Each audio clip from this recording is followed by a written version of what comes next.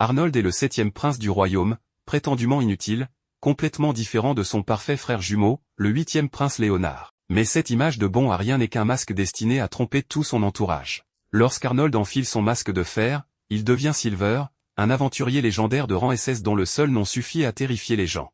Aujourd'hui, il se faufile encore une fois dehors en secret pour accomplir une nouvelle mission, quand soudain son majordome Sébastien apparaît derrière lui et lui ordonne de rentrer sur le champ. Arnold sursaute et se plaint que Sébastien se déplace toujours dans le palais comme un fantôme, mais le majordome n'est pas venu pour bavarder. Il apporte des nouvelles extrêmement graves. Le général Dominique vient de mourir. On ne dispose encore que de très peu d'informations sur cette mort, mais Sébastien laisse clairement entendre qu'il s'agit d'un assassinat et que la cour ne mènera probablement pas d'enquête sérieuse.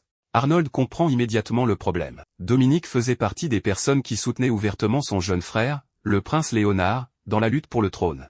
La scène se déplace ensuite à la guilde des aventuriers de Weert, dans la capitale impériale d'Adrasia, située sur le continent central de Vogel. L'apparition de Silver jette immédiatement toute la guilde dans l'excitation, car il vient de rentrer seul avec la corne du roi Minotaure, un monstre qui avait auparavant anéanti tout un groupe de rang A. La réceptionniste est profondément honorée de rencontrer l'un des 5 plus puissants aventuriers de rang SS du continent. Après avoir reçu sa récompense, Silver met de côté une partie de l'argent pour offrir à boire aux aventuriers de la guilde, ce qui lui vaut les acclamations et les éloges de tous. Avant de partir, il leur dit que la prochaine fois, ils devront lui confier les quêtes les plus difficiles qui soient. Une fois débarrassé de son identité de Silver, Arnold retrouve son rôle de prince incompétent et s'apprête à commencer son travail depuis l'ombre. Au palais de l'épée royale, Arnold rencontre son frère jumeau Léonard, ainsi que Sébastien et la servante Mary Wilk. Léonard est profondément ébranlé par la mort du général Dominique, car il comprend que le général a été tué uniquement parce qu'il se tenait à ses côtés. Arnold soupçonne que le coupable pourrait être l'un de leurs autres frères et sœurs royaux, comme Eric, Zandra ou Gordon,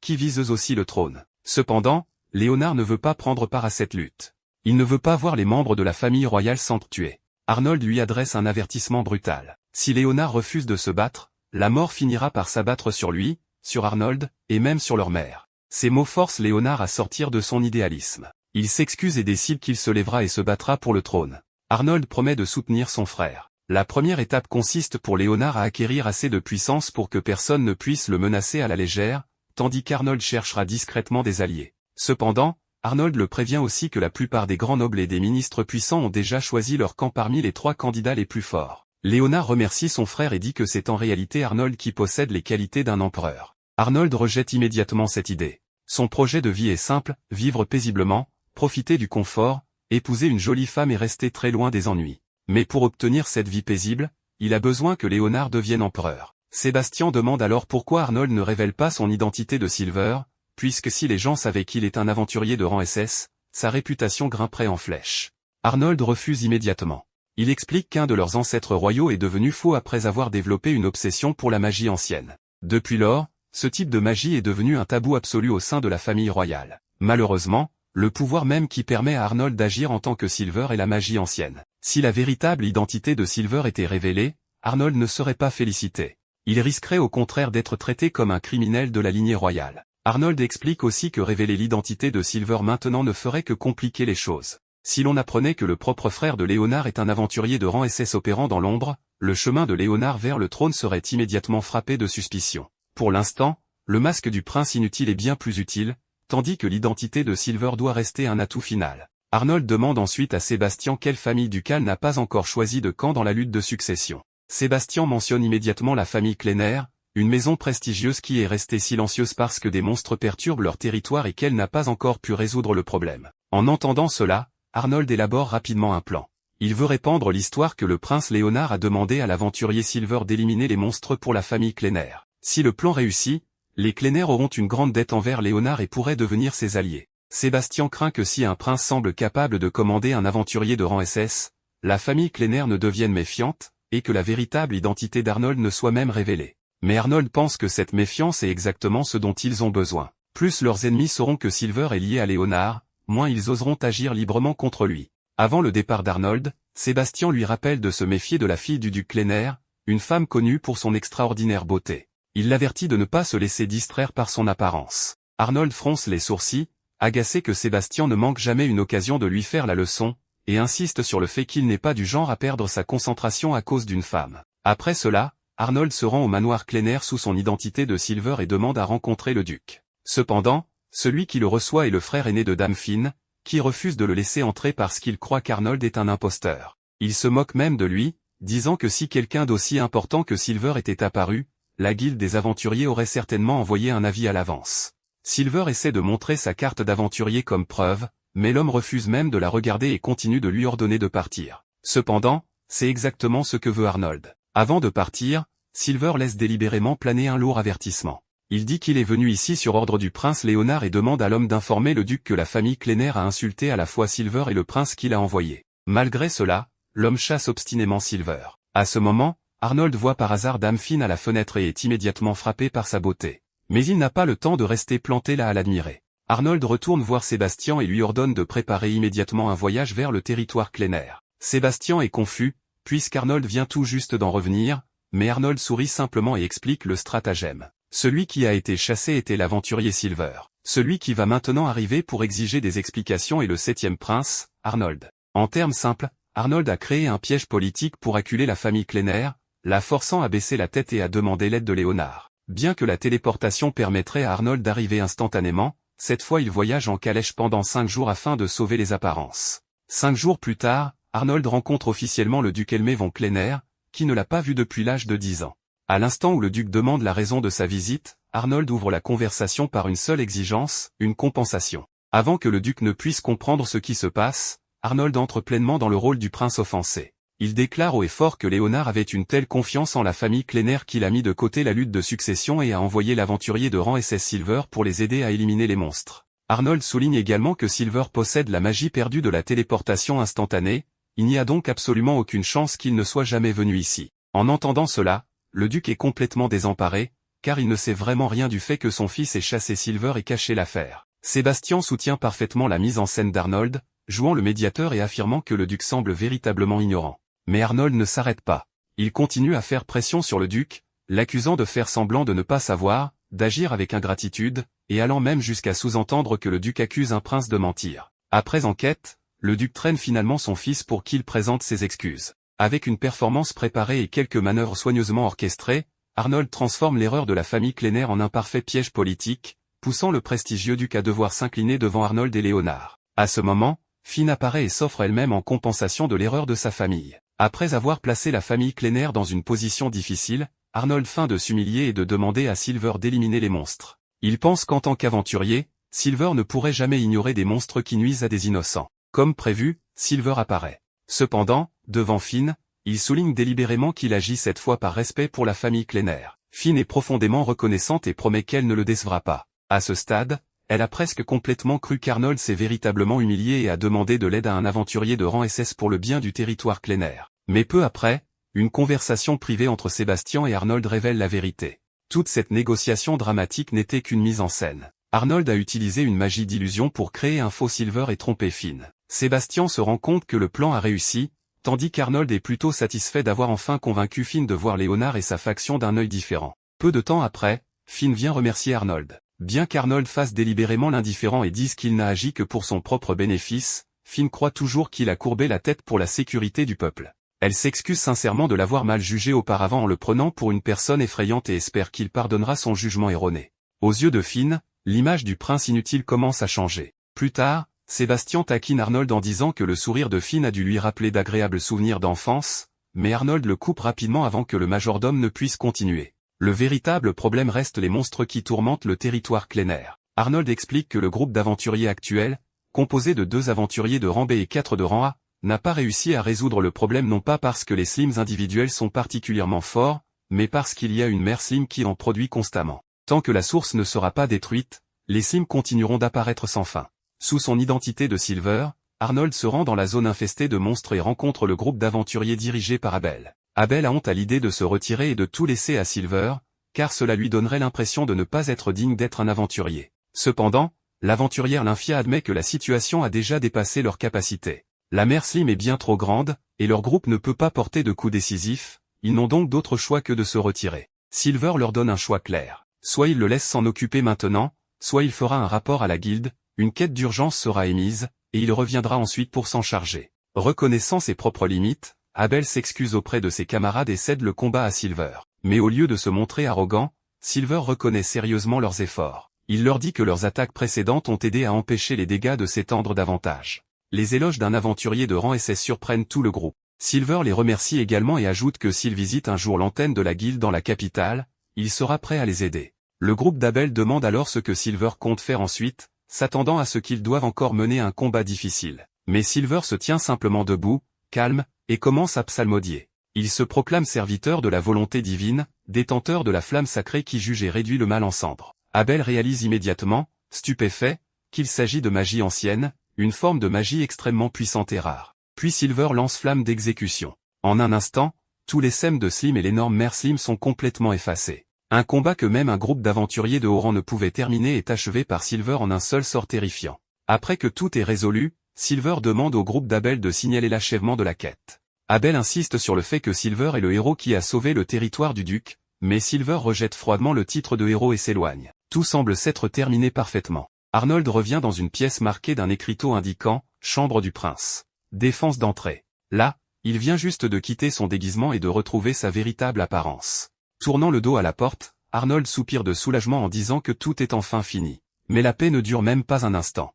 À ce moment précis, Finn entre accidentellement dans la pièce, et Arnold se fige en réalisant que son plus grand secret vient d'être découvert par Dame Finn elle-même. Après avoir accidentellement découvert le plus grand secret du prince, Finn décide que quitter la pièce le plus vite possible serait l'option la plus sûre. Arnold bloque immédiatement la porte. Si la nouvelle se répand que le 7e prince inutile et le légendaire aventurier Silver sont une seule et même personne, tout son plan pour placer Léonard sur le trône pourrait s'effondrer du jour au lendemain. Finn promet en hâte qu'elle ne révélera jamais l'identité de Silver à quiconque, bien qu'elle le dise assez fort pour informer la moitié du manoir. Heureusement, Arnold a déjà placé une barrière d'insonorisation autour de la pièce. Malheureusement, il a pensé à protéger la conversation des oreilles indiscrètes mais a oublié de protéger la porte des invités qui entrent tout simplement. Arnold tente de l'intimider, avertissant que les personnes qui apprennent son secret ne sont pas toujours autorisées à repartir saines et sauves. Finn reste étrangement calme. Elle pense qu'il n'est pas le genre d'homme à faire du mal à une innocente, et elle commence à assembler les pièces elle-même. Arnold est déjà rentré, ce qui signifie que les monstres menaçant son territoire ont dû être vaincus. Pour la famille Kleiner, il n'est pas simplement un prince caché derrière une réputation de paresseux. Il est le héros qui a sauvé leur foyer. Quelle que soit la raison qu'il a de mener deux vies différentes, Finn est prête à l'accepter. Arnold l'avertit une dernière fois qu'il ne lui pardonnera jamais si le secret est révélé. Elle accepte avec le plus grand sérieux. À l'instant où Arnold se détourne, cependant, il s'effondre dans un fauteuil et se demande comment une identité qu'il a protégée pendant des années a pu être découverte à cause d'une chose aussi ridicule qu'une porte non verrouillée. Plus tard, le duc Kleiner invite Abel et Lymphia à recevoir une rémunération supplémentaire au-delà de la récompense initiale de leur mission. Abel refuse. Il explique que c'est Silver qui a véritablement vaincu la mère Slim, et qu'un aventurier doit avoir assez de fierté pour n'accepter que le paiement qu'il a mérité. Lymphia est d'accord, promettant que la prochaine fois qu'ils accepteront une mission, ils la mèneront à bien par leur propre force. Arnold se rend compte que le groupe d'Abel manque peut-être encore d'expérience, mais leur intégrité les rend totalement dignes de confiance. Une fois les aventuriers partis, le duc Helmé Kleiner remercie personnellement Arnold d'avoir sauvé le territoire. Arnold redirigeait immédiatement tout le mérite vers Léonard. Il souligne que sa visite à Kleiner aussi bien que l'intervention de Silver ont eu lieu grâce au 8e prince. Le duc comprend exactement ce que fait Arnold, mais il reconnaît aussi la dette que sa famille a maintenant contractée. Il déclare que la maison Kleiner soutiendra Léonard dans la succession impériale et serre fermement la main d'Arnold, promettant d'aider le jeune prince à avancer vers le trône. Avec cette alliance assurée, Léonard a finalement établi une 4e faction majeure, lui donnant assez d'influence pour se tenir aux côtés des deux princes et de la princesse qui mènent actuellement la lutte pour la succession. Même avec le soutien des Kleiner, Arnold admet que leur faction manque encore de personnel. De nombreux nobles restent neutres, attendant de voir quel candidat semble le plus susceptible de gagner. Pour les recruter, Léonard a besoin d'un représentant doté d'un nom respecté, d'une réputation digne de confiance et d'assez d'habileté politique pour négocier en son nom. Le duc Kleiner affirme avoir le candidat parfait. Puis, sans le moindre avertissement, il annonce qu'il aimerait confier sa fille à Arnold. Le prince, capable de calculer des mouvements militaires et des alliances politiques sans sourciller, se fiche soudainement. Le duc explique que Finn est déterminé à rembourser la dette qu'elle doit à Arnold, et qu'en tant que père, il a choisi de respecter cette décision. Plus important encore, Finn a personnellement reçu le titre de Blomeux de l'empereur et est largement admiré dans toute la capitale impériale. Son nom lui permettra d'approcher des nobles neutres qui pourraient refuser une invitation de la faction nouvellement formée de Léonard. Finn monte dans une calèche avec Arnold et se prépare à partir pour la capitale impériale. Avant de partir, elle fait ses adieux à son père et à son frère. Elle comprend que ses capacités sont encore limitées, mais elle est déterminée à contribuer à la lutte à venir. Arnold lui fait clairement comprendre le danger. Il ne s'agit pas d'une mission politique ordinaire. C'est une lutte pour le trône impérial, et au moment où elle rejoint la faction de Léonard, elle risque de devenir une cible pour chaque candidat rival. Finn accepte le risque sans hésiter. Elle fait même remarquer que rester aux côtés d'Arnold lui permettra de surveiller plus facilement la femme qui connaît son secret. La logique est difficile à contredire. À partir de ce jour, Arnold a gagné à la fois une précieuse alliée politique et un coffre-fort ambulant contenant les informations les plus dangereuses de l'Empire. Il lui dit qu'il se sentirait beaucoup plus rassuré si elle restait en sécurité à Klener. Finn répond avec un sourire qui rend une chose évidente, cette calèche ne va que dans une seule direction. 5 jours plus tard, Arnold revient à la capitale impériale avec Finn et rencontre Léonard. Le jeune prince est ravi que la mission ait réussi, mais il est surpris qu'Arnold ait réussi à convaincre Silver de les aider. Arnold maintient son déguisement et décrit Silver comme un homme mystérieux qui tient ses promesses sans jamais expliquer clairement pourquoi il accepte de coopérer. D'une manière ou d'une autre, il parle de lui-même avec une méfiance sincère tout en gardant un visage parfaitement impassible. Sa capacité à jouer les deux personnages pourrait lui valoir un premier rôle dans n'importe quelle troupe de théâtre. Léonard croit que son frère a un plan, mais il avertit tout de même Arnold de ne pas trop compter sur un aventurier dont les motivations restent inconnues. Quoi qu'il en soit, Klener a été sauvé, le duc a officiellement rejoint leur camp, et Léonard possède enfin les bases d'une véritable faction de succession. Lorsque Léonard apprend que la maison Klener a également envoyé quelqu'un pour les assister, il demande immédiatement de qui il s'agit. Avant qu'Arnold ne puisse répondre, Finn entre dans la pièce. Elle se présente comme la fille aînée de la maison Klener et salue respectueusement le 8e prince. Léonard l'accueille poliment et fait remarquer qu'elle mérite amplement le titre célébré de Blomeo. Finn se détend légèrement, réalisant que la description d'Arnold dépeignant Léonard comme doux et intelligent était exacte. Quand Léonard lui demande comment elle compte les aider, Arnold explique qu'elle s'occupera des négociations. En utilisant sa réputation et les relations de la famille Klener, elle pourra approcher les nobles qui n'ont pas encore choisi de faction. Il veut qu'elle se coordonne directement avec Léonard. Le problème est que leur base politique vient à peine d'être construite, alors que la plupart des personnalités influentes ont déjà été réparties entre les 3 principaux candidats. Léonard admet que recruter des alliés supplémentaires sera extrêmement difficile. Finn pose alors la question la plus fondamentale de toutes, qui sont exactement ces 3 rivaux? C'est seulement maintenant qu'elle se rend compte qu'Arnold l'a entraîné dans une guerre pour le trône sans lui fournir la séance d'information introductive. Arnold sort un ouvrage de référence et commence à expliquer la compétition. Le premier grand candidat est le 2e prince Eric Lacadler, 28 ans. Célèbre pour son intelligence et son jugement politique, Eric est principalement soutenu par les fonctionnaires civils et les nobles de l'administration. Vient ensuite le 3e prince Gordon Lacadler, 26 ans, un prince militant soutenu par la faction la plus puissante de l'armée impériale. La dernière prétendante est la 2e princesse Zandra Lacadler, 22 ans, un prodige de la magie appuyé par les mages de tout l'Empire. Chacun d'eux contrôle un pilier différent du pouvoir. Eric commande l'intellect et l'administration, Gordon commande les soldats, et Zandra commande la magie. La faction de Léonard commande pour l'instant la détermination, l'optimisme et un inquiétant manque de personnel expérimenté. Toute la crise a commencé 3 ans plus tôt, lorsque le prince héritier Wilhelm est mort au combat. Si leur talentueux frère aîné avait survécu, le conflit de succession n'aurait peut-être jamais éclaté. Cependant, les morts ne peuvent pas revenir pour porter le fardeau à leur place. Si Léonard veut se protéger lui-même, protéger Arnold et tous ceux qui les soutiennent, il doit devenir empereur avant que l'un de ses frères et sœurs ne le retire définitivement de l'échiquier. Léonard hésite encore. Il demande doucement si quelqu'un comme lui peut vraiment réussir. Arnold répond sans drame ni incertitude. Il fera en sorte que Léonard devienne empereur. La phrase est brève, mais la confiance absolue qu'elle dégage suffit à restaurer la résolution de Léonard. À ce moment, Marie arrive avec de nouvelles informations. Le comte Seyfried a rejoint la faction de Zandra, tandis que le baron Polman a été recruté par Gordon. Les nobles neutres commencent à choisir leur camp les uns après les autres, laissant de moins en moins de place à Léonard pour s'étendre. Arnold comprend qu'ils ne peuvent pas empêcher les 3 factions majeures de continuer à grandir. Léonard, cependant, refuse de voir la situation uniquement de façon négative. Leur propre camp progresse également.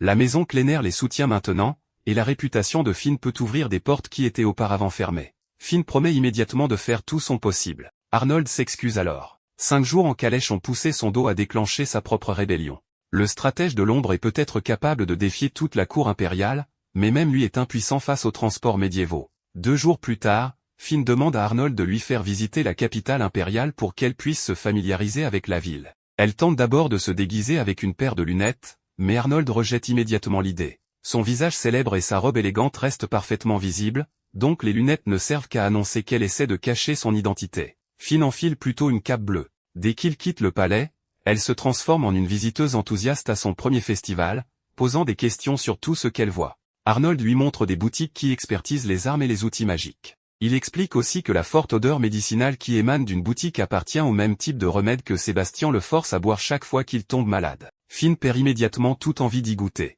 Impressionnée par la façon dont Arnold connaît la ville, elle loue sa familiarité avec chaque rue et chaque échoppe. Arnold lui demande gauchement de ne pas s'adresser à lui de manière trop formelle en public. Pour éviter d'attirer l'attention, elle devrait simplement l'appeler Al. Ils achètent à manger et s'assoient dans un parc près du haut mur qui entoure un terrain d'entraînement militaire. Finn mange joyeusement un sandwich tandis qu'Arnold s'inquiète qu'une nourriture de rue aussi bon marché ne convienne pas à la fille d'un duc. Elle lui assure que c'est délicieux et demande quel genre de fromage se trouve à l'intérieur. Arnold répond négligemment qu'il a été fabriqué à partir d'un minotaure de bas niveau. Finn s'arrête de mâcher au milieu de sa bouchée suivante. Alors que des enfants jouent à proximité, Arnold se souvient des jours où il s'échappait secrètement du palais pour explorer la ville. Finn lui demande s'il était autrefois aussi insouciant que ses enfants. Arnold se couvre le visage et dit seulement que plusieurs souvenirs douloureux lui sont soudainement revenus.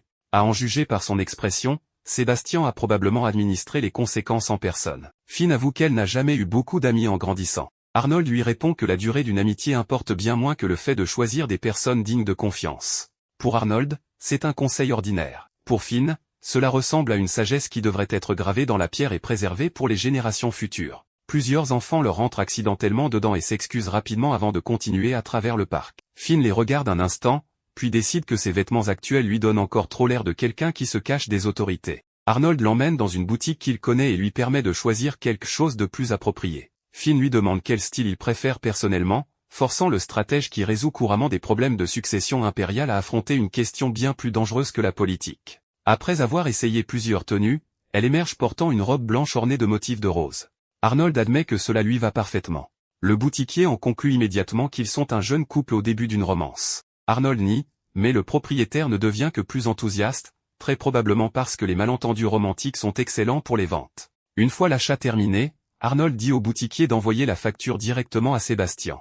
La journée semble se dérouler étonnamment bien jusqu'à ce qu'un groupe de jeunes nobles leur bloque le chemin peu après leur sortie de la boutique. Leur chef est Gilles von Holzwarth, fils aîné du duc Holzwarth. Dès qu'il reconnaît Arnold, Gilles le traite ouvertement de prince inutile et commence à se moquer de lui. Il pose même la main sur la poignée de son épée et affirme que personne ne s'en soucierait s'il attaquait Arnold en pleine rue. Arnold lui rappelle calmement que Léonard est devenu de plus en plus célèbre. Comme les deux princes sont jumeaux, le public a peut-être commencé à reconnaître aussi le visage d'Arnold. Gilles écarte cette possibilité. Selon lui, personne ne prête attention à Arnold parce que ni son comportement ni son apparence ne possèdent la moindre trace de dignité royale. Finn s'avance immédiatement pour protester. Gilles suppose qu'elle n'est qu'une servante, avant qu'elle ne se présente comme Finn von Klenner, la noble connue dans toute la capitale sous le nom de Blomeo. Elle fait remarquer qu'il est profondément décevant de voir le fils d'un duc se comporter avec une telle honte. Elle demande si Gilles pense que la réputation de prince inutile d'Arnold lui donne la permission de faire tout ce qu'il veut. Un noble qui ne montre aucun respect envers la famille impériale n'a pas le droit de parler fièrement de son propre statut. L'expression de Gilles change instantanément. Avant que la confrontation ne s'aggrave, Arnold exécute une imitation de la personnalité digne de Léonard. Il prétend que Finn souhaitait éviter les rumeurs, et qu'il a donc accepté de jouer le rôle de son propre frère en l'accompagnant. Il a même emprunté des vêtements appropriés pour compléter le déguisement. Le mensonge est débité si naturellement que Gilles n'a pas le temps de le remettre en question. Il s'excuse, rassemble ses compagnons et s'éloigne rapidement. Finn demande si son intervention a causé des problèmes. Arnold admet que Gilles en voudra désormais à elle et à Léonard. Plus important encore, sa défense publique d'Arnold permet aux observateurs de comprendre plus facilement que la maison Klenner s'est alignée sur Léonard. Leurs mouvements futurs seront bien plus difficiles à dissimuler. Aider quelqu'un au bon moment est admirable, mais attirer l'attention de tout le monde politique en le faisant est une autre affaire. Arnold l'avertit fermement de ne pas agir seul la prochaine fois, car une décision impulsive pourrait la mettre directement en danger. Finn s'excuse d'avoir agi trop vite, puis demande si Arnold l'emmènera encore en ville. Il accepte, tout en promettant que la prochaine fois, il préparera aussi un déguisement approprié pour lui-même. Plusieurs jours plus tard, Arnold et Léonard se dirigent vers la grande salle d'audience après avoir reçu une convocation impériale inattendue. Tous les princes et princesses actuellement présents dans la capitale ont reçu l'ordre d'assister à une réunion des plus hauts ministres, un événement si rare qu'une année entière peut s'écouler sans qu'ils s'en tiennent. Léonard suppose que leur père doit avoir une annonce importante et espère que ce sera une bonne nouvelle. Arnold prédit qu'il y a 90% de chances que rien de bon ne les attende. Léonard lui demande immédiatement d'arrêter d'attirer le malheur avant que l'empereur n'entende et ne les réprimande tous les deux. Les portes massives de la salle d'audience s'ouvrent. Un par un, les principaux candidats à la succession apparaissent, tandis que l'empereur Johannes est assis sur le trône, prêt à annoncer une décision qui pourrait modifier l'équilibre de tout l'empire. L'empereur Johannes décide de placer tous ses enfants dans une toute nouvelle compétition. Tous les princes et princesses séjournant actuellement dans la capitale impériale sont convoqués, à la seule exception de la première princesse Lieselotte, qui ne peut quitter son poste à la garde de la frontière.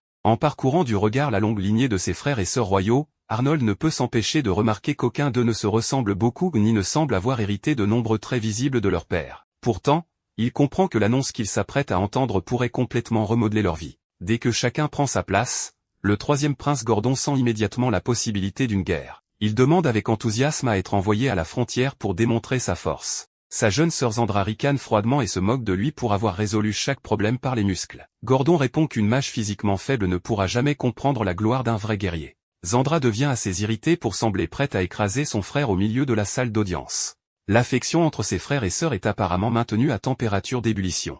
Le prince Éric intervient pour empêcher la dispute de se transformer en véritable combat, mais l'empereur Johannes considère une telle rivalité comme saine. Lui aussi a dû surpasser ses propres frères pour revendiquer le trône. Cette fois, il veut que chaque enfant royal participe à une compétition ouverte qui révélera qui mérite de se rapprocher du pouvoir impérial. Gordon suppose d'abord qu'ils vont se battre directement les uns contre les autres. Johannes désigne alors Rupert, le plus jeune prince, âgé d'environ 10 ans, et demande en quoi battre un enfant serait une compétition équitable. L'empereur annonce ensuite la restauration du festival de chasse de l'Ordre des Chevaliers, un événement abandonné plusieurs décennies auparavant. Le chancelier France explique que les ordres de chevalerie impériaux rivalisaient autrefois en chassant des monstres énormes et exceptionnellement rares. Avec l'expansion de la profession d'aventurier, ces missions ont été progressivement transférées à la guilde des aventuriers, ce qui a entraîné la disparition du festival. Récemment, cependant, l'activité des monstres a considérablement augmenté. Les antennes de la guilde à travers l'Empire sont débordées, et le quartier général a demandé à la famille royale de faire revivre l'événement.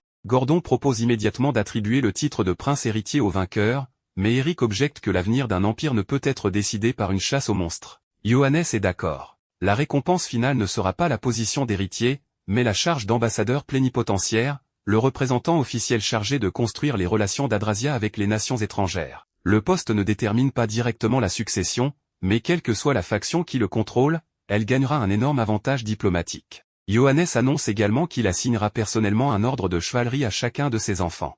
Ils pourront participer à la chasse directement ou rester en sécurité au camp pendant que leurs chevaliers concourent. À partir de ce moment, le festival devient une manche officielle dans la lutte pour la succession. Après avoir quitté la salle, Léonard fait remarquer qu'Arnold est la personne la mieux placée pour devenir ambassadeur. Il comprend les affaires étrangères et est exceptionnellement doué pour nouer des relations.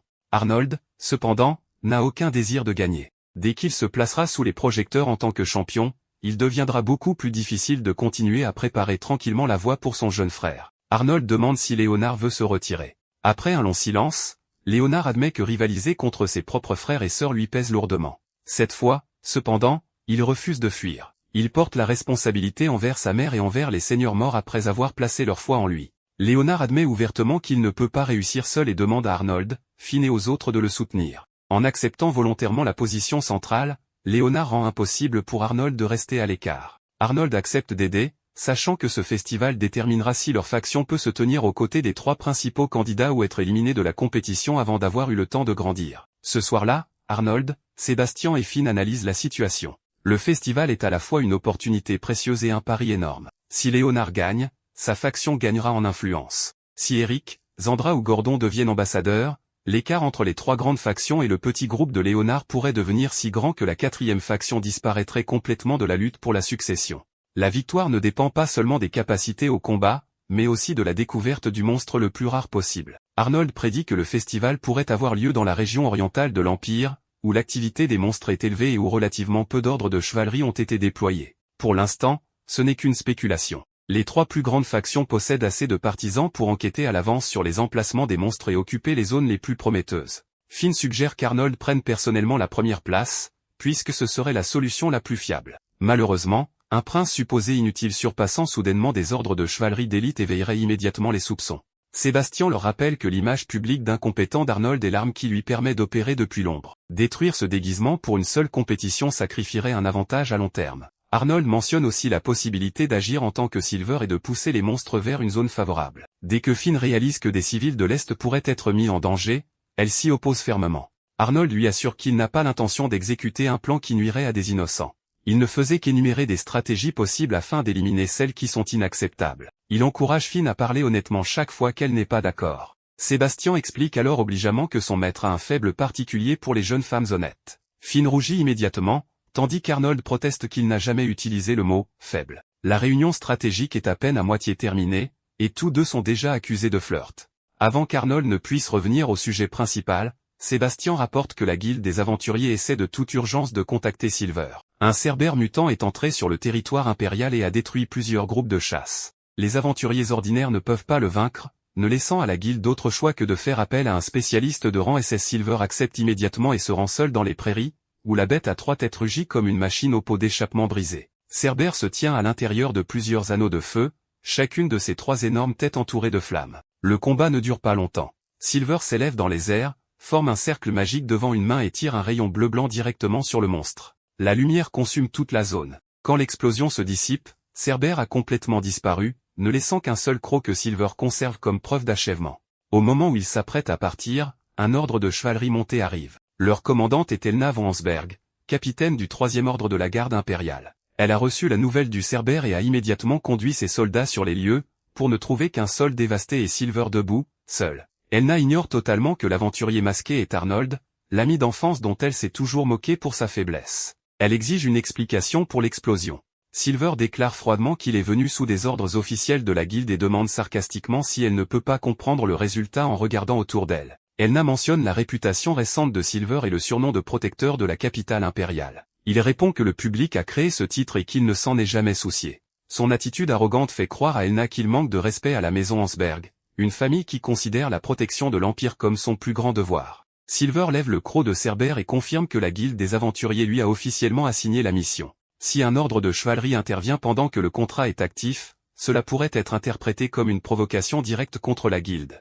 Un des chevaliers d'Elna vérifie la règle et lui conseille de rentrer à la capitale. Elna recule à contre-cœur, mais continue d'insister sur le fait que la protection de l'Empire est la responsabilité de sa famille. Avant de partir, elle lance une dernière insulte à Silver et s'éloigne à cheval. Une fois enfin seul, Arnold réalise avec une satisfaction immense que c'est la première fois qu'il bat Elna dans une dispute. Depuis l'enfance, elle a dominé presque tous leurs échanges, rendant cette petite victoire presque historique. Arnold est maintenant entré dans la catégorie rare des hommes qui ont gagné une bataille verbale contre une terrifiante amie d'enfance. Plusieurs jours plus tard, Arnold demande à Sébastien quelle unité de la garde impériale lui sera assignée. Il n'a qu'une exigence, n'importe qui est acceptable tant que ce n'est pas Elna. Sébastien considère cette préférence comme extrêmement regrettable. Elna vient d'une famille célèbre pour sa puissance militaire, est entrée dans la garde impériale à 11 ans, est devenue capitaine à 14, et pourrait bien un jour accéder au commandement de tout l'ordre. Arnold ne remet pas en question ses capacités. Ce qui l'effraie, c'est sa personnalité. Quand ils avaient environ 7 ans,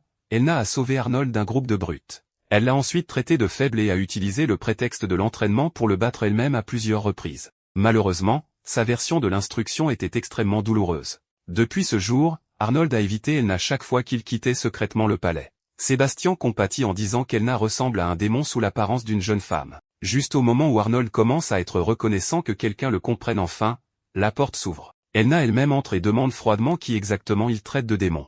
Arnold se tourne immédiatement vers Sébastien pour obtenir de l'aide, mais le majordome développe soudainement une amnésie complète. Elna salue formellement Arnold et fait remarquer que malgré toutes les années passées séparées, il a à peine changé et surtout ses cheveux en désordre, qui lui donnent encore l'air d'un adolescent irresponsable. Sébastien annonce alors la terrible nouvelle. Le 3e ordre de la garde impériale d'Elna est la force assignée à Arnold pour le festival de chasse. Elle n'a pas été forcée d'accepter ce rôle. Elle a personnellement demandé à l'empereur la permission de superviser le 7e prince.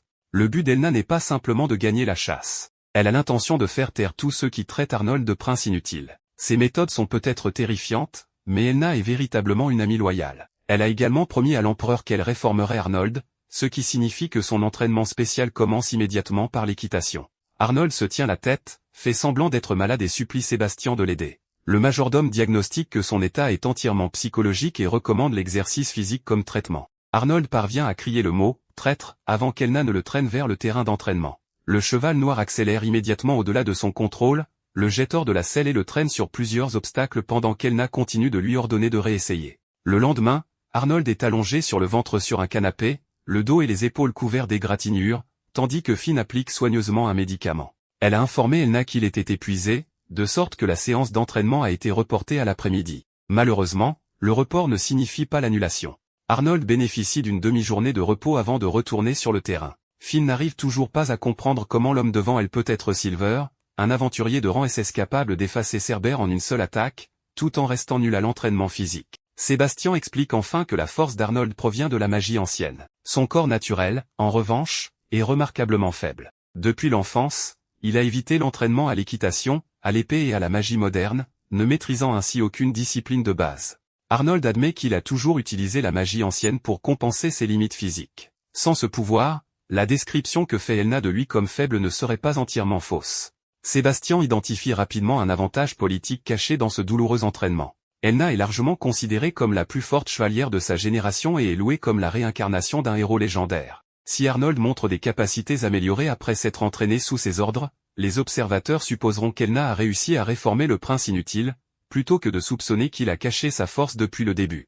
Arnold peut donc servir d'option de secours pendant le festival. Le résultat idéal reste que Léonard gagne directement. Si Léonard échoue, cependant, Arnold pourra révéler davantage ses capacités et remporter la victoire à la place de son frère. La réputation d'Elna fournira une explication crédible à son amélioration soudaine. Finn avance que devenir ambassadeur plénipotentiaire ne serait pas un mauvais résultat pour Arnold, puisque les relations internationales qu'il développerait pourraient toujours soutenir Léonard plus tard. Arnold continue d'insister sur le fait que son jeune frère devrait recevoir cette opportunité à sa place. Sébastien sait parfaitement que son maître est paresseux et veut surtout éviter du travail supplémentaire, bien qu'Arnold refuse de l'admettre. Il demande avec irritation si Elna est devenue sa mère, vu à quel point elle contrôle à la fois son entraînement et sa future carrière. Finn admire le fait qu'il est une amie d'enfance qui tient encore autant à lui. Arnold s'apprête à expliquer que la sollicitude d'Elna s'accompagne normalement de douleurs physiques lorsque la femme en question apparaît derrière lui.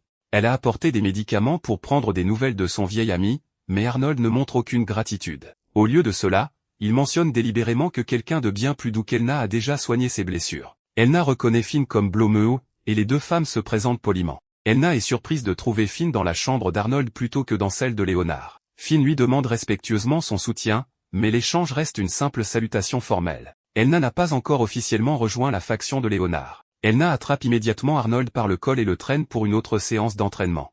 Il proteste que la leçon a été déplacée à l'après-midi, mais elle utilise sa propre affirmation qu'il s'est rétabli comme preuve qu'ils peuvent commencer maintenant. D'ailleurs, selon elle, l'activité physique l'aidera à guérir plus vite. Un autre jour de souffrance commence. Tard cette nuit-là, Arnold marche dans un couloir vide en tenant son corps endolori. Il marmonne qu'affronter Cerbère était bien plus confortable que de survivre à l'entraînement d'Elna. Au lieu de retourner dans sa chambre, cependant, il s'arrête devant une porte scellée. Un cercle magique bleu se forme au-dessus de sa main, étendant des lignes de lumière sur la surface jusqu'à ce qu'un passage caché s'ouvre. Derrière se trouve une pièce remplie de livres anciens, de documents et d'équipements de recherche. Arnold y pénètre avec la familiarité de quelqu'un qui l'a visité de nombreuses fois et s'approche d'un grand volume écrit dans une langue ancienne. Lorsqu'il l'ouvre, la lumière magique forme l'image d'un vieil homme aux cheveux blancs vêtu d'une robe. Arnold regarde la silhouette et fait remarquer que le vieil homme reste aussi obsédé par la recherche sur la magie ancienne que jamais. Il demande même comment on peut continuer à travailler sur le même sujet sans s'ennuyer. L'identité de l'homme, la véritable nature de l'image magique et la raison de la visite d'Arnold ne sont pas révélées. Cependant, son retour au laboratoire de magie ancienne à minuit prouve que les préparatifs du festival impliquent bien plus que l'entraînement public d'Elna. Pendant la journée, Arnold continue de jouer le prince faible sous sa supervision. La nuit, il s'enfonce plus profondément dans les secrets qui ont transformé Silver en l'un des plus puissants aventuriers du continent. Le petit vieillard aux cheveux blancs se révèle être l'arrière-grand-père d'Arnold. Il croit que la véritable essence de la magie n'est pas quelque chose que l'on peut comprendre simplement en le voulant. Même après qu'un démon a volé son corps et emprisonné son âme dans un livre, il a poursuivi la recherche qu'il avait laissée inachevée. Arnold lui rappelle que son erreur a poussé la famille royale à interdire complètement la magie ancienne, forçant Arnold à dissimuler ses capacités derrière l'identité de Silver. Cependant, le masque d'argent qui protège le secret d'Arnold est aussi un trésor transmis par ce même arrière-grand-père. Arnold est venu parce que le conflit de succession entraîne Léonard plus profondément dans le danger. Le vieil homme soutient qu'il n'était qu'une question de temps avant qu'Arnold ne s'implique. Dès qu'on devient un ennemi politique, une tentative d'assassinat n'est jamais loin. Il mentionne le premier prince Wilhelm, le frère aîné qui commandait autrefois l'armée mais a quand même perdu la vie de manière inattendue. Arnold insiste d'abord sur le fait que la mort de Wilhelm était un accident parce que l'impératrice a enquêté et n'a découvert aucune preuve d'acte criminel. Son arrière-grand-père lui demande s'il risquerait sa propre vie pour protéger Léonard si le garçon était envoyé à la guerre. Arnold répond sans hésiter qu'il le ferait. Cette réponse expose une contradiction. Wilhelm avait aussi de nombreux fidèles serviteurs qui seraient morts volontiers à sa place, et pourtant aucun d'eux n'a réussi à le sauver. Si un assassinat n'a laissé aucune preuve, soit la méthode du tueur était extraordinairement sophistiquée, soit quelqu'un avec assez d'autorité pour étouffer l'enquête était impliqué. Cette possibilité signifie que même l'empereur Johannes ne peut être complètement exclu. L'arrière-grand-père d'Arnold n'accuse personne directement, mais la théorie suffit à faire comprendre à Arnold que la lutte de succession actuelle n'est peut-être que la surface visible d'une conspiration bien plus vaste. Arnold demande alors si un sort pourrait contrôler des monstres sur une zone énorme, car le nombre de monstres dans tout l'Empire a récemment augmenté de manière anormale. Son arrière-grand-père explique que contrôler quelques créatures est possible, mais que manipuler de grandes populations serait presque impossible sans un artefact magique ancien. Le livre s'ouvre sur une page décrivant la flûte d'Amelin, un trésor qui consomme d'immenses quantités de mana mais peut attirer les monstres sur de vastes distances.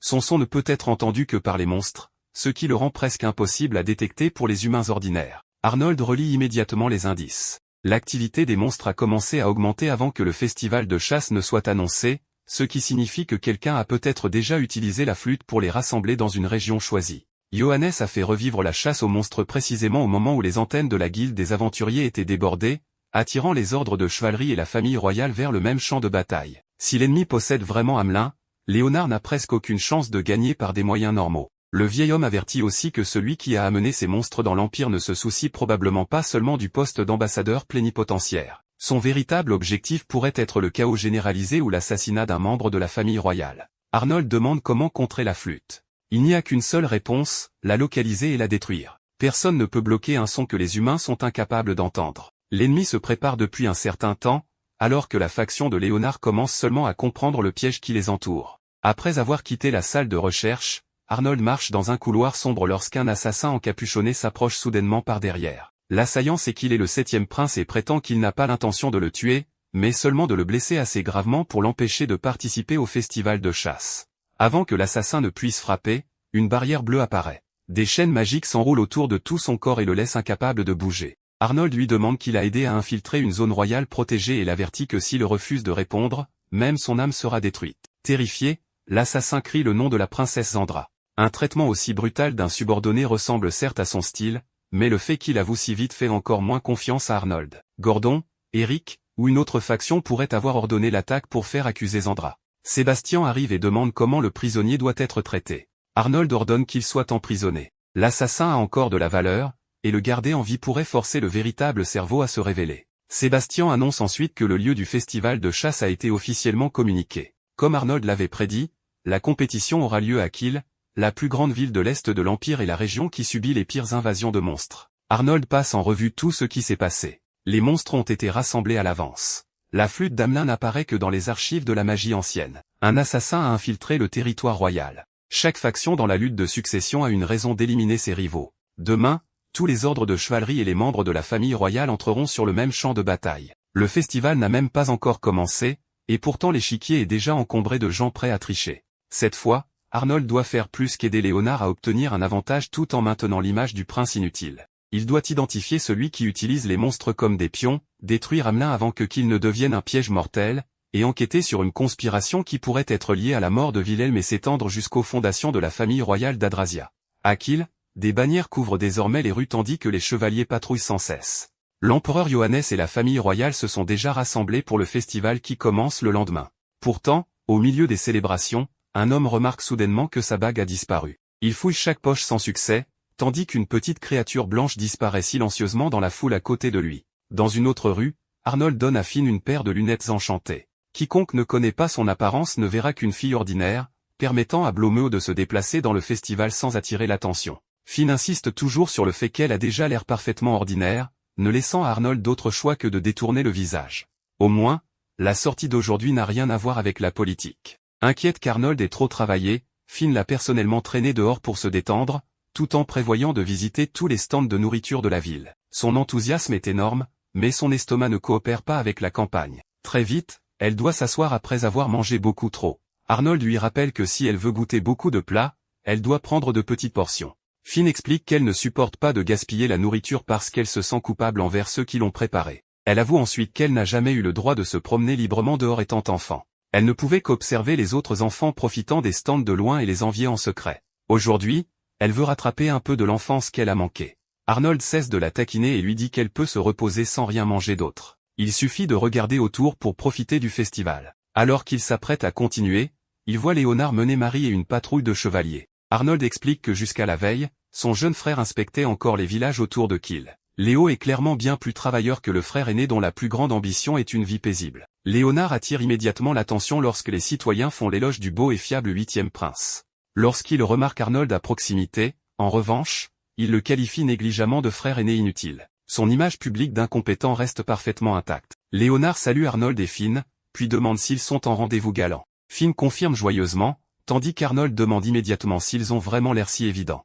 Léonard explique que des vols ont récemment eu lieu dans tout Kiel. Ce qui est étrange, c'est que la ville est remplie de chevaliers à cause du festival, et pourtant les criminels continuent d'opérer comme s'ils défiaient ouvertement l'empereur. Johannes a augmenté les patrouilles et les enquêtes, et Elna travaille aussi à l'intérieur de la ville, mais personne n'a identifié le coupable. À ce moment, un groupe de petites créatures blanches se rassemble autour des pieds de Finn. Leur apparence adorable lui fait instantanément oublier l'enquête et elle s'accroupit pour les caresser. Léonard identifie les animaux comme des bulets, une espèce normalement trouvée seulement dans la partie ouest du continent. Leur apparition aussi loin à l'est est très inhabituelle. Les bulets se jettent soudainement sur Finn et Marie, grimpant sur leurs vêtements et faisant paniquer les deux femmes à cause des chatouilles inattendues. Arnold et Léonard ne peuvent pas faire grand-chose sans rendre la situation encore plus gênante. Une créature grimpe sur les cheveux de Finn, vole son épingle en forme d'oiseau bleu et s'échappe. Léonard comprend immédiatement la méthode derrière les vols. Quelqu'un utilise les bulets pour approcher les victimes et voler des objets en métaux précieux.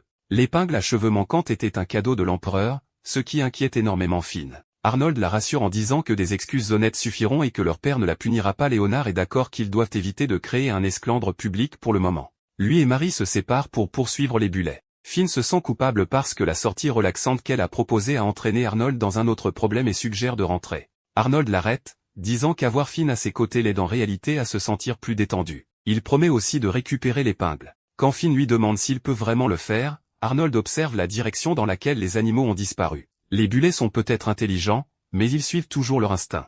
Au lieu de poursuivre des créatures individuelles qui se sont déjà dispersées, ils doivent seulement comprendre vers quoi ces instincts les mènent. Finn retrouve son calme et accepte de l'aider. Elle s'inquiète que les bulets soient déjà loin, mais Arnold ne cherche pas les animaux eux-mêmes. Il cherche l'outil qui les appelle tous dans la même direction. Il découvre bientôt une pierre bleue transparente capable d'enregistrer et de rejouer un son à intervalles réguliers. Les voleurs n'avaient qu'à enregistrer le cri d'une femelle boulette et positionner plusieurs pierres à des distances mesurées. Les mâles suivaient naturellement le son vers la destination finale, tandis que les criminels attendaient que les biens volés leur soient livrés. Finn se fâche que les créatures aient été manipulées. Arnold ne sait pas si les bulets se considèrent comme des victimes, mais les gens qui les contrôlent sont clairement dangereux. En suivant les pierres, il détermine que la route mène vers l'ouest. Finn remarque une autre pierre placée au-dessus d'eux et tend la main pour l'atteindre. Au moment où elle la touche, elle perd l'équilibre et tombe directement sur Arnold. Tous deux se figent à cause de cette proximité soudaine, rougissent, s'excusent et retournent précipitamment à l'enquête. La pierre que Finn a récupérée, ainsi qu'un boulet qui franchit la porte devant eux, confirment que la cachette des voleurs est proche. Deux chevaliers en patrouille apparaissent, alors Arnold se déguise en Léonard et leur ordonne de rassembler des renforts et d'encercler le bâtiment. Arnold n'a aucune autorité pour commander les chevaliers lui-même, mais la réputation de son jeune frère fait que l'ordre est exécuté immédiatement. Finn soutient qu'Arnold est la personne qui a véritablement découvert les criminels. Lui ne veut aucun mérite. Plus les citoyens croiront que Léonard a résolu l'affaire, plus la popularité du 8e prince augmentera pendant la lutte de succession. C'est le seul résultat qui intéresse Arnold. Les voleurs sont rapidement maîtrisés. Leur cachette contient d'énormes quantités de bijoux volés, les pierres sonores utilisées pour guider les bulets, et plusieurs cages renfermant les animaux. Finn voit immédiatement son épingle à cheveux en forme d'oiseau bleu parmi les objets récupérés, mais les chevaliers l'arrêtent parce que l'équipe d'enquête n'est pas encore arrivée et que personne ne doit toucher aux preuves. Arnold s'adresse alors à elle en l'appelant Blomeo, ce qui amène les deux chevaliers à reconnaître la célèbre fille aînée de la maison Klenner. Il explique que l'épingle a été volée seulement peu de temps auparavant, raison pour laquelle ils ont personnellement suivi les bulets jusqu'à cet endroit. C'est un cadeau de l'empereur, et seules quelques personnes savent qu'elle a disparu. Si l'histoire devient publique, les chevaliers chargés de patrouiller dans la ville pourraient recevoir la punition la plus sévère. Arnold ne fait qu'expliquer les conséquences, leur permettant d'arriver seuls à la bonne conclusion. Finn demande aux chevaliers de ramener les bulets à la forêt. Les deux hommes rivalisent immédiatement pour obtenir la mission après avoir reçu ses remerciements. Arnold leur donne un sac d'argent et promet de partager un verre une fois le travail terminé. En quittant les lieux, Arnold fait remarquer qu'il doit maintenant expliquer pourquoi il a emprunté l'identité de Léonard. Finn le remercie sincèrement et déclare que même si personne d'autre dans l'Empire ne le sait jamais, elle se souviendra toujours d'Al comme d'une personne talentueuse et remarquable. Arnold lui dit de se souvenir de ses mots exacts. Finn annonce immédiatement qu'elle enregistrera un jour toutes ses réalisations secrètes pour les générations futures. Arnold refuse précipitamment. Il a passé des années à construire l'image d'un prince incompétent et ne peut pas permettre à Finn de la détruire en écrivant une biographie héroïque. Leur conversation est interrompue par le bruit d'une dispute devant eux. Elna se tient entre deux hommes qui se battent et leur ordonne de se serrer la main et de se réconcilier. Il refuse de l'écouter et rejette même son autorité. Le chevalier masculin qui accompagne Elna doit la retenir par derrière quand sa patience finit par disparaître. Après une brève transition, les deux hommes gisent contusionnés au sol et s'excusent ensemble, tandis qu'Elna continue d'insister qu'elle leur a simplement offert un conseil amical. Finn demande si Arnold devrait la saluer. Il refuse immédiatement, se souvenant uniquement des séances d'entraînement qui lui ont fait douter que la survie en valait l'effort. À partir de demain, Arnold devra travailler aux côtés d'Elna et du 3e ordre de la garde impériale. Il a donc l'intention de profiter de ses dernières heures de liberté.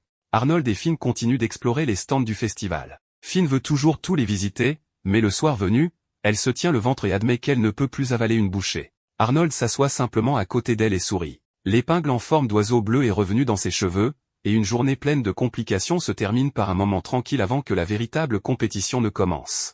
Une réunion secrète se tient dans une pièce plongée dans l'obscurité. 3 silhouettes encapuchonnées répètent les termes de leur accord avec une personne dont l'identité demeure cachée. Elles promettent d'utiliser la flûte d'Amelin pour faire de cette personne un héros lors du festival de chasse, tout en assassinant le 7e prince Arnold. Sans que personne ne s'en rende compte, le festival est déjà devenu un piège élaboré. Le lendemain matin, le chancelier France annonce les règles de la compétition. Chaque membre de la famille impériale portera un bracelet magique permettant de suivre sa position. Chaque participant royal et ses chevaliers attitrés seront considérés comme une seule unité, ce qui signifie que le capitaine ne peut pas abandonner la personne sous sa protection pour chasser de manière indépendante. Si la distance entre eux dépasse 1 kilomètre, le bracelet se brisera et toute l'équipe sera disqualifiée. Arnold se plaint que cette règle l'empêche de dormir à l'auberge en laissant tout le travail à Elna. Avant le début de la compétition, Arnold trouve Krista serrant étroitement une poupée blanche. Elle lui dit que les habitants de la ville seront bientôt en danger. Arnold lui demande immédiatement si elle a de nouveau vu l'avenir. Krista hoche la tête et insiste sur le fait qu'un nombre colossal de monstres va attaquer Kill. Arnold n'en doute pas un seul instant. Il se baisse à sa hauteur,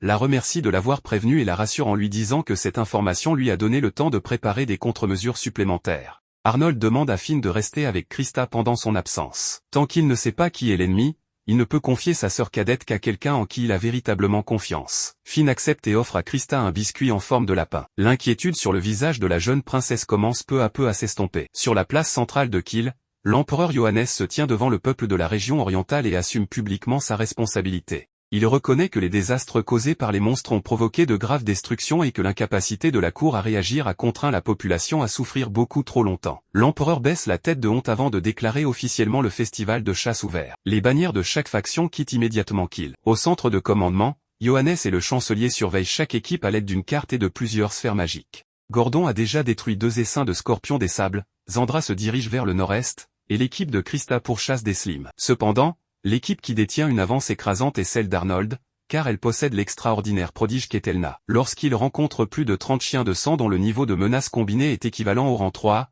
Elna ordonne aux autres chevaliers de rester en arrière et charge seule dans le groupe à cheval. Sa vitesse empêche les monstres de l'encercler. Elle change constamment de direction et les abat les uns après les autres sans jamais quitter sa selle. En peu de temps, les 32 chiens de sang ont été éliminés avant que les chevaliers derrière aient pu apporter la moindre aide. Elna enregistre l'exploit au nom de l'équipe d'Arnold et souhaite immédiatement continuer la chasse, mais Arnold ordonne à tout le monde de s'arrêter pour la journée et de trouver un endroit pour se reposer. Après avoir passé toute la journée à cheval, il souffre déjà. Il lui rappelle que le festival dure 3 jours. S'épuiser dès le premier jour placerait tout le groupe en position de faiblesse, d'autant plus qu'ils sont déjà en tête et n'ont aucune raison de prendre des risques inutiles. Elna est mécontente, mais obéit tout de même, et l'équipe se rend dans une ville voisine pour la nuit. Après la tombée de la nuit, Elna rejoint Arnold sur le balcon où il est assis seul et lui révèle pourquoi elle a proposé de diriger le 3e ordre de chevaliers impériaux. Elle ne veut plus regarder les gens l'appeler le prince inutile, un homme sans talent, sans ambition et incapable d'empêcher son frère jumeau de tout lui prendre. Arnold admet que les rumeurs ne sont pas entièrement fausses,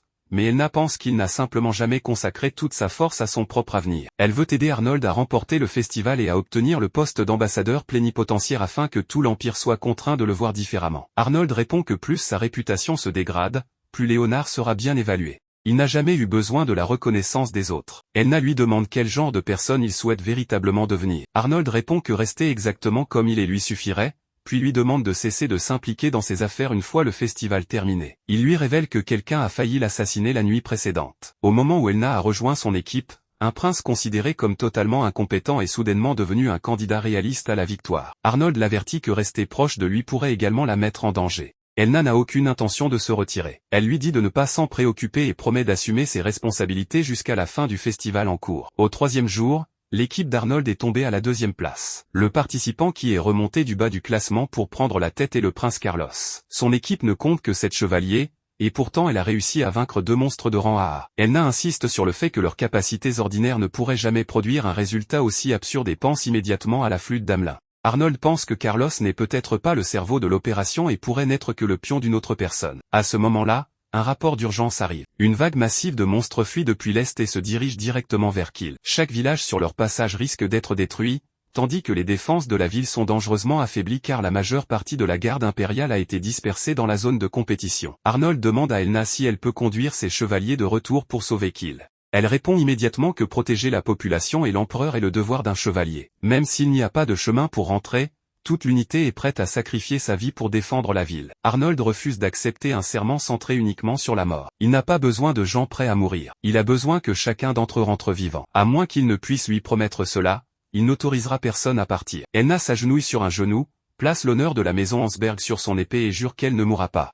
Chaque chevalier derrière elle brandit une arme et fait la même promesse. Un dernier obstacle demeure, le bracelet magique d'Arnold. Selon les règles, Elna ne peut pas s'éloigner à plus d'1 kilomètre de lui. Arnold soulève la garde de son épée et frappe le dispositif autour de son poignet, le brisant en fragments de lumière bleue. Il prétend nonchalamment qu'il a accidentellement endommagé un objet qu'il était interdit aux participants de retirer, et annonce calmement sa propre disqualification. Elna comprend immédiatement qu'Arnold s'est délibérément éliminé. Ce n'est qu'après que leur équipe a cessé d'être une unité de compétition que la 3e garde impériale a pu librement rentrer à Kiel. Pour la première fois, Arnold ne parle plus avec la voix paresseuse du soi-disant prince inutile. Il se présente formellement comme le 7e prince Arnold Lacadler et donne un ordre officiel au 3e ordre de chevaliers impériaux, sauver les citoyens de Kiel, protéger sa majesté, donner la priorité aux opérations de secours, et rentrer vivant sans exception. Elna accepte l'ordre au nom de la maison Ansberg, et toute l'unité s'élance immédiatement à travers la forêt. Arnold attend que personne ne puisse le voir, enfile son masque d'argent, reprend son identité de Silver et ouvre une porte de téléportation. Sa participation à la compétition publique est terminée,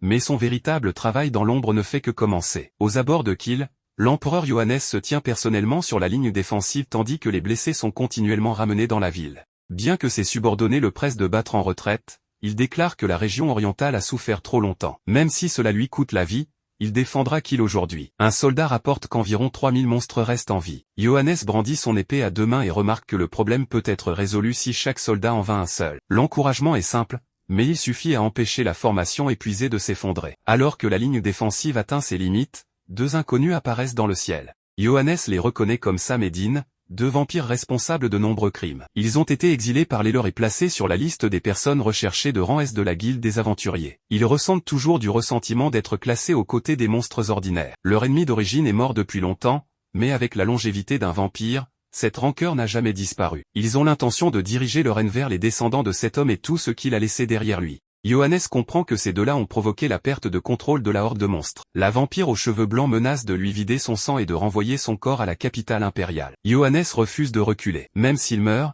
l'Empire ne s'effondrera pas, et les forces d'élite d'Adrasia finiront par les détruire. Une énergie magique rouge descend immédiatement sur le champ de bataille tandis que de nombreuses attaques s'abattent sur Johannes et les soldats épuisés. Juste avant que la magie n'engloutisse la ligne défensive, Elna charge à travers le champ de bataille à cheval et tranche l'attaque avec son épée. Elle se positionne devant l'empereur. Johannes est soulagé mais demande immédiatement qui protège Arnold. Elna baisse la tête et admet que le 7e prince lui a personnellement ordonné de ramener toute l'unité et de sauver Kiel. Cette seule déclaration suffit à Johannes pour comprendre que le fils que tout le monde considère comme inutile a sacrifié à la fois sa chance de victoire et sa propre protection pour le bien de la population. Johannes ordonne à Elna de lui montrer jusqu'où s'est développé l'art du combat de la maison Ansberg. Elle accepte immédiatement. La vampire aux cheveux blancs traite délibérément Arnold de prince sans valeur, et l'insulte pousse Elna à dégainer son épée et à s'élancer dans les airs. Son adversaire évite l'attaque grâce à une énergie sombre et contre-attaque immédiatement, tandis que le second vampire accumule une masse de puissance rouge. Leur capacité à voler leur permet de maintenir l'avantage, et pourtant Elna continue de se tenir seule entre eux et l'empereur. Au milieu de la bataille, une unité de cavalerie arrive soudainement, menée par le prince Carlos, l'homme actuellement en tête du festival de chasse. Il annonce qu'il va sauver son père, protéger Kiel, remporter la compétition et devenir un héros correspondant exactement à la promesse faite dans la pièce sombre. Carlos s'attend clairement à ce que les 2 vampires respectent leur accord. Au lieu de cela, la vampire envoie une énergie sombre sur Carlos et son cheval, les projetant à terre. Furieux, Carlos les accuse de trahison. La vampire se contente de rire du fou qui s'est laissé manipuler aussi facilement. L'homme promis au rôle de héros devient instantanément un pion mis au rebut. Les deux vampires perdent tout intérêt pour lui et reportent leur attention sur Elna. Les résultats impossibles de Carlos ne prouvent donc pas qu'il contrôlait la flûte d'Amelin. Il a été utilisé pour mettre en scène un faux sauvetage de l'empereur, tandis que le véritable objectif de l'ennemi va bien au-delà de la victoire au festival. Pendant que Kill sombre dans le chaos, Arnold, déguisé en Silver, apparaît devant Léonard et le petit groupe de chevaliers qui se précipitent vers la ville. Léonard refuse de s'arrêter. Kill abrite des citoyens innocents, son père et sa sœur cadette. S'il reste à l'écart pendant qu'ils font face à la mort,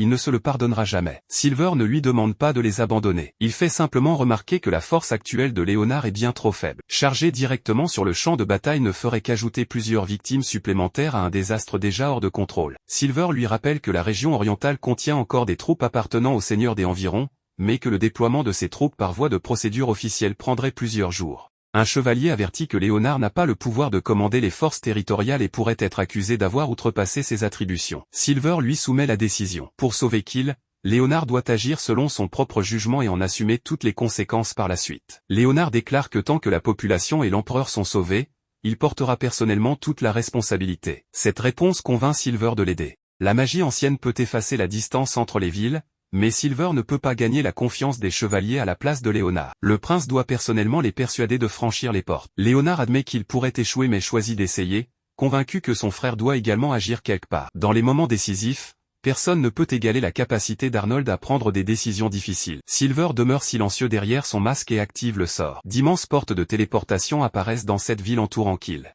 Silver utilise également la magie pour transmettre la voix de Léonard à chaque porte. Le 8e prince dégaine son épée, déclare sa pleine identité et annonce que les monstres sont déchaînés et que Kill est en danger. Il fait appel à chaque chevalier possédant du courage, de la justice et la volonté de protéger le peuple pour entrer volontairement. Ils n'ont pas besoin d'attendre les ordres de leur seigneur, car Léonard assumera toute la responsabilité de leurs actes. Léonard ne force personne à obéir. Il place entièrement sa confiance dans la décision de chaque chevalier. Son appel n'est pas élaboré, mais il prouve qu'il ne restera pas à l'abri pendant qu'il envoie des soldats vers la mort. La première personne à entrer est Hans, un chevalier de Essan. Il s'agenouille et demande la permission de combattre sous la bannière de Léonard. Depuis qu'il a appris que le 8e prince a personnellement visité les villages de la région orientale, Hans espérait une occasion de le servir. Il n'arrive pas seul. Derrière lui, des groupes entiers de chevaliers franchissent continuellement les portes violettes. Plus de 3000 volontaires se rassemblent sans avoir reçu d'ordre de leur seigneur, ce qui leur confère un moral bien supérieur à celui d'une armée mue par l'obligation. Les visites de Léonard dans les villages ordinaires semblaient autrefois être des gestes insignifiants,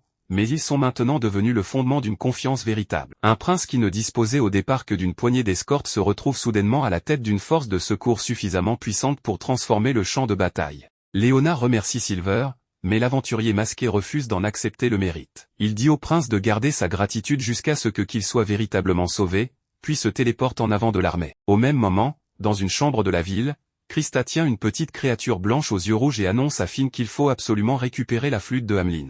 Sinon, encore plus de monstres continueront de déferler vers Kill. Finn se propose aussitôt d'aller la chercher elle-même. Krista la met en garde, ce sera extrêmement dangereux, mais Finn se contente de sourire et affirme qu'elle a toujours eu de la chance. D'après la vision de Krista, la flûte tombera près du centre-ville, donc Finn devrait s'y rendre à l'avance et attendre. Au-dessus de Kill, les deux vampires réalisent qu'Elna est bien plus difficile à vaincre que prévu, et décident d'invoquer davantage de monstres pour disperser encore plus les défenseurs. À cet instant, Elna leur arrache la flûte de Amelin des mains et l'envoie tomber vers les rues en contrebas. Finn, déjà posté exactement là où Krista l'avait prédit, se penche par une fenêtre, attrape la flûte au vol, interpelle aussitôt Elna et la lui relance.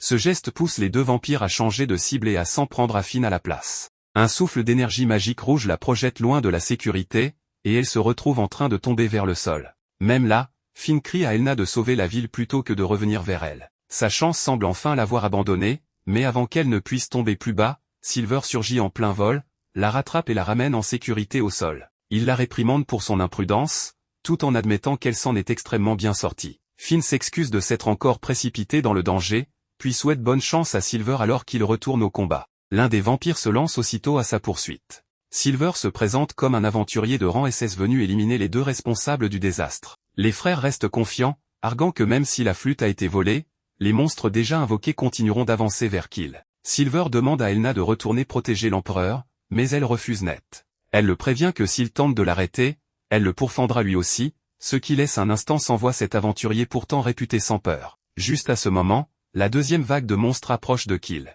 Un vampire raille Silver et lui demande s'il compte vraiment rester ici pendant que l'empereur est en danger. Silver répond calmement que ce qu'il protège, ce sont les gens, pas la nation elle-même. Protéger le pays est la responsabilité de la famille impériale et de ses chevaliers, et il n'a nullement l'intention de leur voler ce devoir. Au moment même où il termine sa phrase, une troupe de cavalerie menée par Léonard Lacadler apparaît. Le 8e prince chevauche en tête et ordonne directement à ses soldats de défendre Kill. En voyant son fils s'engager volontairement dans la bataille, Johannes fait lui aussi avancer ses forces. Avec Léonard et l'empereur tenant désormais la ligne défensive, Silver et Elna sont enfin libres de se concentrer entièrement sur les deux vampires. Elna propose de se répartir les cibles, Silver s'occupe du frère blond, elle se charge de celui aux cheveux blancs. Silver accepte, et deux duels commencent simultanément. Silver affronte le vampire qui manie la magie rouge, esquivant et bloquant les sphères d'énergie tirées à répétition. Il riposte avec sa propre magie, mais peu après, une attaque le projette violemment au sol, creusant un immense cratère et soulevant un nuage de poussière. Le vampire suppose aussitôt que Silver a été submergé et qu'il est loin d'être aussi puissant que le prétendaient les rumeurs. Elna, en voyant la scène, devient encore plus furieuse que l'ennemi, et hurle à Silver de ne pas se retenir en plein combat. Avant que le vampire ne puisse savourer sa victoire apparente, Silver révèle enfin ce qu'il faisait réellement. Il remarque calmement que les vampires sont loin d'être aussi impressionnants qu'attendus, puis active une immense formation magique entourant les abords de Kill. Une barrière bleue s'illumine. Les monstres qui chargeaient vers la ville sont stoppés, tandis que les chevaliers blessés en contrebas découvrent que leurs blessures commencent à guérir. Le vampire comprend alors que Silver n'a jamais été impuissant, il combattait tout en maintenant simultanément une immense barrière de soins pour l'ensemble des forces défensives. Silver déclenche ensuite la magie ancienne, barrière des chaînes liantes. D'innombrables chaînes bleues apparaissent, enveloppant les deux frères vampires tout en immobilisant également les monstres à l'extérieur. Le sort fait plus que les entraver, il les maudit et les affaiblit en même temps. Avant de les achever, Silver donne une brève explication sur la physiologie des vampires. Leur avantage le plus dangereux est leur immense puissance magique, tandis que leur corps physique ne diffère pas radicalement de ceux des humains. Une fois leur magie scellée, leur capacité de résistance s'effondre.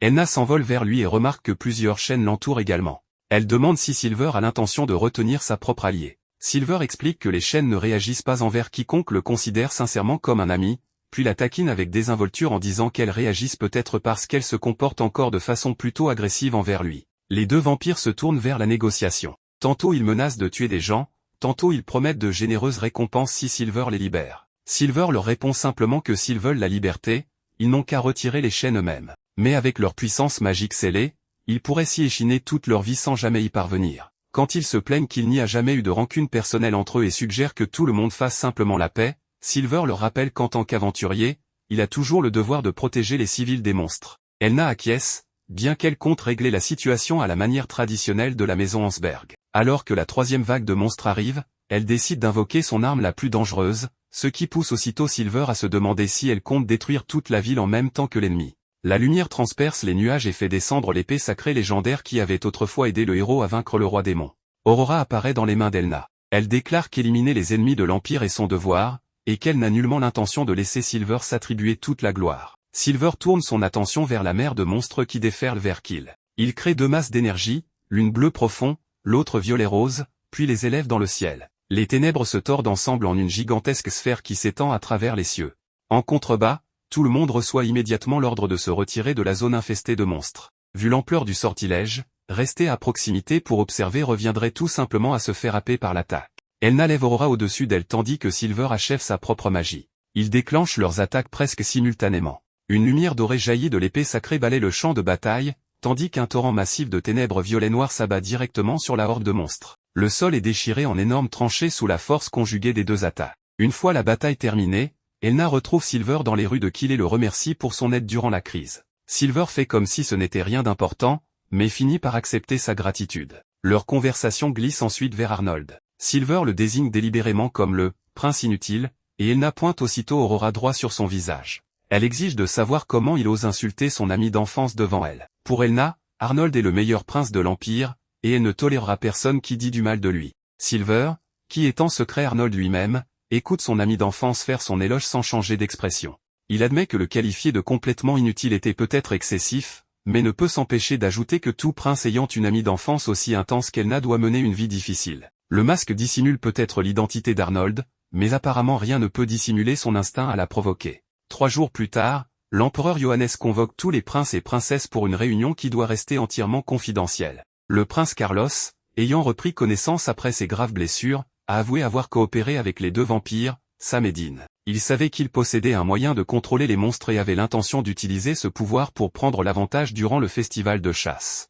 Leur accord exigeait également que Sam et Dean se retirent de Kill une fois Carlos arrivé. En échange, Carlos avait promis d'annuler leur statut de recherché et de retirer la prime sur leur tête. Johannes clarifie soigneusement la situation. Carlos n'était pas le cerveau qui contrôlait l'ensemble de l'incident, en réalité, il avait été manipulé par les deux vampires. Malgré tout, mettre en péril l'Empire tout entier pour un profit personnel ne peut pas être simplement ignoré. Eric s'agenouille devant l'empereur et implore la clémence, arguant que si stupide qu'ait été Carlos, il reste leur jeune frère. Gordon demande également à Johannes de reconsidérer l'idée d'infliger la punition la plus sévère. Avec les principaux candidats à la succession qui plaident tous pour l'indulgence envers le frère responsable du désastre, Johannes ne répond pas immédiatement. Il se tourne plutôt vers Léonard et lui demande son avis. Léonard n'a aucune intention de protéger Carlos simplement parce qu'il partage le même sang royal. Il exige sans détour une punition sévère, car avant d'être son frère, Carlos est aussi quelqu'un qui a trahi l'Empire. Si une personne responsable d'une telle catastrophe est facilement pardonnée aujourd'hui,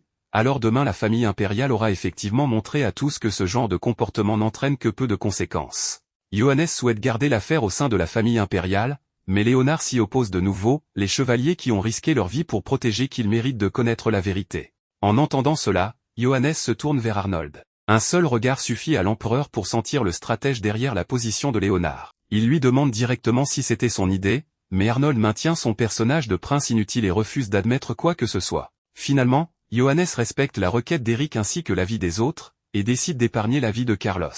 Le résultat du festival de chasse, en revanche, n'est plus difficile à déterminer. Léonard est officiellement déclaré vainqueur. Ce n'est pas simplement parce qu'il a obtenu le meilleur score de chasse, le classement avant pénalité montrait Carlos disqualifié, Arnold également disqualifié en deuxième position, et Léonard à égalité avec Gordon à la place suivante. Johannes choisit Léonard parce qu'il a personnellement mené les renforts jusqu'à qu'il ait gagné une confiance immense parmi les habitants des territoires de l'Est. Léonard ne célèbre pas immédiatement. Il demande plutôt à son père de récompenser convenablement les chevaliers qui se sont précipités pour combattre la horde de monstres. Juste au moment où la réunion semble sur le point de se terminer, Elna s'avance de manière inattendue et demande à l'empereur de reconsidérer la disqualification d'Arnold. Bien qu'Arnold ait peu contribué directement pendant la compétition, elle soutient que ses actions ont permis aux chevaliers d'atteindre Kill au moment critique. Johannes l'interroge sur le bracelet de suivi brisé, si Arnold l'a délibérément détruit pour permettre à Elna d'agir librement, il pourrait encore y avoir des raisons de reconsidérer la décision. Malheureusement, Arnold insiste sur le fait qu'il l'a cassé par accident,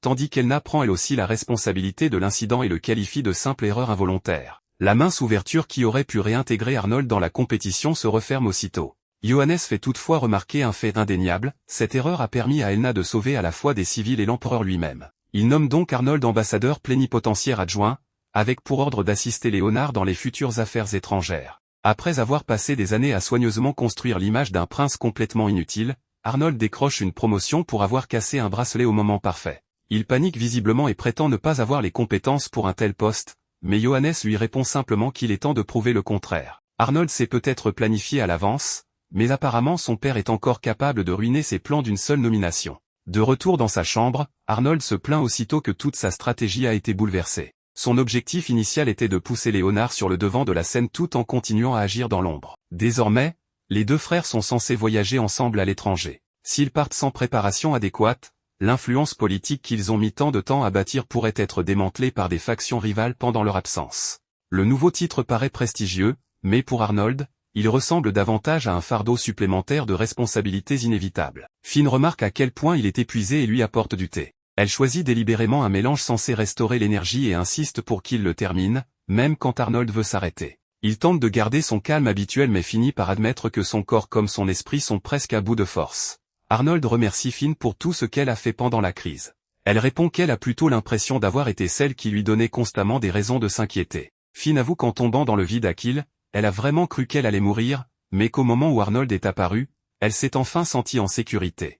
Arnold peut seulement lui répondre qu'elle a bien failli lui arrêter le cœur également. Après quelques gorgées de thé supplémentaires, Finn s'enquiert de la flûte de Hamelin. Arnold explique que l'instrument magique a été scellé dans une boîte entourée d'une formation magique, ce qui signifie qu'il est désormais inaccessible à l'ennemi. Cependant, il ajoute aussitôt que Sam et Dean pourraient eux-mêmes n'avoir été que des pions manipulés par quelqu'un d'autre. Capturer les pions ne signifie pas que le joueur derrière eux s'est révélé. Pour l'instant, ce n'est qu'une théorie d'Arnold, pas une conclusion confirmée. Finn finit par éloigner la conversation de la politique et demande à Arnold s'il se souvient encore de l'épingle à cheveux en forme d'oiseau bleu qu'elle porte. Quand elle l'a reçue pour la première fois et a dû se présenter devant l'empereur enfant, Finn était tellement nerveuse qu'elle a cru qu'elle allait s'évanouir. Arnold était celui qui était venu l'encourager. Pour lui, ce n'était que quelques mots en passant, à peine dignes d'être retenus. Pour Finn, cela avait signifié quelque chose de complètement différent. Depuis ce jour, elle admirait le prince. C'est pourquoi, en le voyant plus tard affronter son père avec colère dans le territoire de Klener, elle avait un instant cru que le garçon d'où qu'elle avait connu avait changé. Une fois qu'elle avait découvert que toute cette démonstration d'hostilité n'était qu'une mise en scène, Finn avait enfin compris qu'Arnold était toujours aussi gentil qu'avant. Alors qu'elle continue de parler, elle se rapproche peu à peu jusqu'à ce que la distance entre cesse de ressembler à une conversation diplomatique et commence à devenir une toute autre forme de crise. Quand Finn réalise qu'ils viennent effectivement d'échanger un baiser indirect, tout son visage s'empourpre et elle bondit aussitôt en arrière comme frappée par la magie. Arnold reste assis si calmement qu'elle est la seule à paniquer visiblement. Finn reprend bientôt son courage, regarde l'épingle en forme d'oiseau bleu, et dit à Arnold qu'il était le chasseur qui avait abattu la mouette ce jour-là. Blomeo, un nom célèbre dans tout l'Empire, finit par admettre qu'elle avait été capturée depuis longtemps par un prince qui avait passé sa vie à se faire passer pour inutile.